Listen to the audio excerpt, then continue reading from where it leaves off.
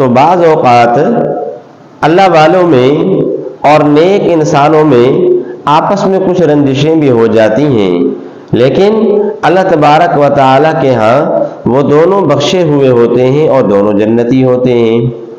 ایک جگہ پہ میں نے پڑھا کہ اگر کوئی بڑا نیک آدمی ہے، بڑا کوئی امام ہے، اگر پھر وہ کسی اپنے سے بڑے امام کی مخالفت کرتا ہے دنیا کے اندر، مثال کے طور پر اگر کوئی بڑا امام اعظم ابو حنیفہ رحمہ اللہ کی مخالفت کرتا ہے تو پھر اس میں کیا ہوتا ہے کہ اللہ تبارک و تعالیٰ کے نزدیک تو یہ دونوں بخشے ہوئے ہیں اور جنتی ہیں، لیکن ہوتا کیا ہے کہ دنیا کے اندر اتنا انتقام ہو جاتا ہے، اتنا بدلہ ہو جاتا ہے کہ اس امام کی تقلید نہیں چلے گی، دنیا کے اندر اس کا فیض کم ہو جائے گا۔ تو یہی وجہ ہے کہ جتنے بھی ائمہ نے، جتنے بھی لوگوں نے امام اعظم ابو حنیفہ رحمہ اللہ کی مخالفت کی ہے تو ان کا فیض جاری نہیں ہوا۔ چنانچہ آپ دیکھ رہے ہیں کہ حنفیت دنیا کے اندر سب سے زیادہ جو فقہ چلی ہے، سب سے زیادہ جو یعنی مذہب چلا ہے وہ حنفی چلا ہے، مذہب حنفی منزل محمدی۔ کہتے ہیں جی ہم ابو حنیفہ کی بات کیوں مانیں، اور ہم تو محمد کریم صلی اللہ علیہ وسلم جو ہمارے امام ہیں، ہمارے نبی ہیں، رحمت للعالمین ہیں، جس پر ہم نے کلمہ پڑھا ہے، تو ہم ان کی بات کیوں نہ مانیں؟ تو بھائی آپ نے بات سمجھی نہیں، ہم بات تو اپنے نبی محمد کریم صلی اللہ علیہ وسلم کی ہی مانتے ہیں، تو راستہ حنفی ہے، منزل محمدی ہے، یہ بات سمجھ لیں آپ۔ بہرحال تو قیامت کے دن حدیث پاک میں آیا کہ جناب رسول اللہ صلی اللہ علیہ وسلم نے فرمایا کہ کسی نبی کے ساتھ ایک امتی ہوگا، کسی کے ساتھ 2، کسی کے ساتھ 3، کسی کے ساتھ 7، کسی کے ساتھ ایک بھی امتی نہیں ہوگا، لیکن میں یعنی محمد کریم صلی اللہ علیہ وسلم کے ساتھ سب سے زیادہ جو ہے وہ انسان، سب سے زیادہ جو امتی ہوں گے وہ جو نبی ہوگا محمد کریم صلی اللہ علیہ وسلم، وہ نبی میں ہوں گا۔ تو فرمایا کہ اس لیے میں فخر کروں گا کہ میری امت سب سے زیادہ ہے۔ اسی طرح جو سب سے زیادہ تقلید چلی ہے، جس کے مقلدین زیادہ ہیں، وہ امام اعظم ابو حنیفہ رحمہ اللہ ہے، تو ان کے لیے یہ قابل فخر بات ہے کہ ان کے مقلد قیامت کے دن سب سے زیادہ ہوں گے۔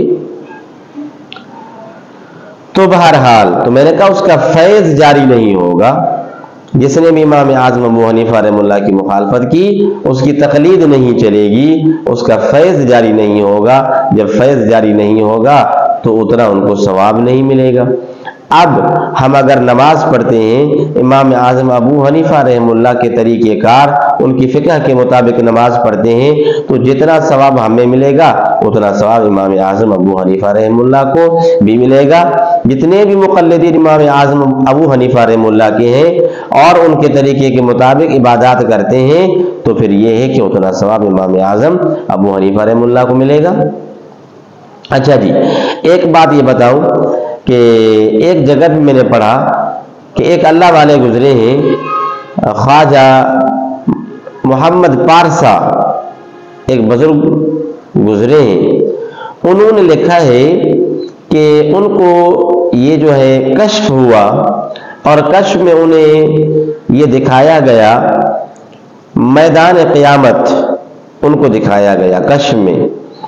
پھر انہوں نے کہا کہ میں نے تو حدیث پاک میں پڑھا ہے کہ قیامت کے دن جنت میں جانے والے جو لوگ ہوں گے ان کے صفیں جو ہیں 120 صفیں ہوں گی۔ تو انہوں نے کہا کہ میں دیکھنے لگا کہ واقعتاً 120 صفیں ہیں یا کم و بیش ہیں۔ تو خواجہ محمد پارسا بزرگ کہتے ہیں میں نے گنتی کی، یعنی جو ان کو کشف میں قیامت کا میدان دکھایا گیا اور جنتیوں کی صفیں جو لگی ہوئی تھیں جو ان کو دکھائی گئی کشف میں، تو انہوں نے ان صفوں کو گنا. جب صفوں کو گنا تو کہتے ہیں واقعاتاً، جو اللہ کے نبی نے فرمایا تھا کہ جنت میں جانے والی جو صفیں ہوں گی وہ 120 ہوں گی. میں نے گنی، واقعاتاً 120 تھیں.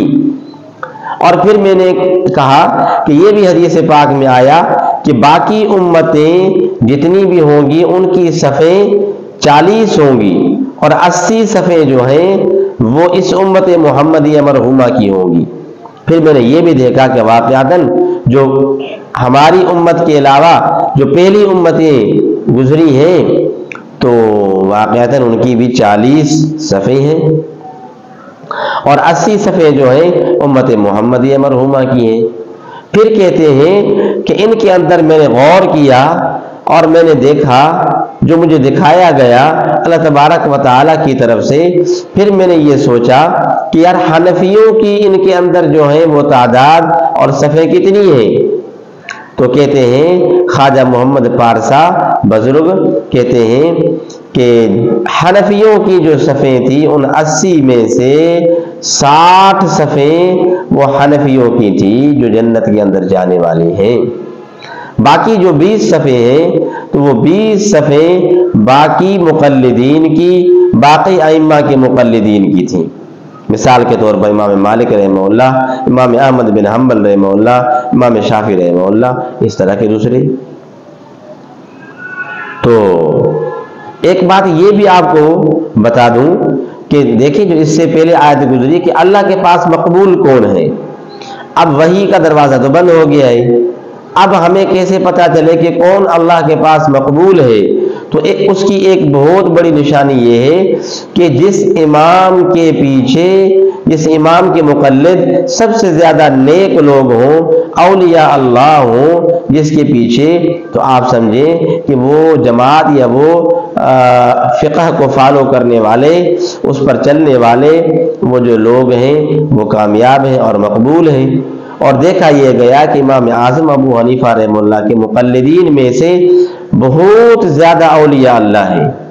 تو یہ بھی مقبولیت کی نشانی ہے، کیونکہ مقبولیت اوپر سے آتی ہے، عرش سے آتی ہے، آسمانوں سے آتی ہے. پہلے وہاں کسی بھی انسان کی مقبولیت ہوتی ہے، پھر زمین کے اندر ہوتی ہے. تو امام اعظم ابو حنیفہ رحمہ اللہ کے مقلدین پوری دنیا کے اندر سب سے زیادہ ہیں. تو اس سے معلوم ہوا کہ ان کی مقبولیت کی یہ علامت ہے.